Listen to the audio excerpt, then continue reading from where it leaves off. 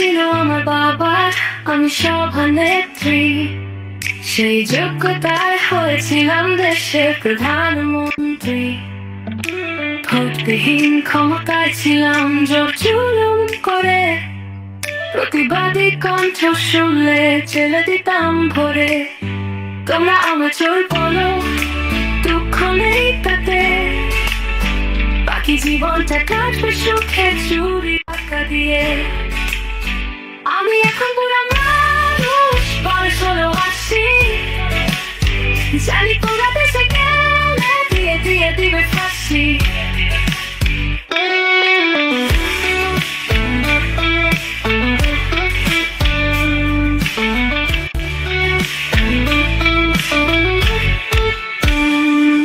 আমার তোমরা মাফ কর, ক্ষমা করো ও হে, মরার পরে জায়গায় দিও আমার বাপের দেশে।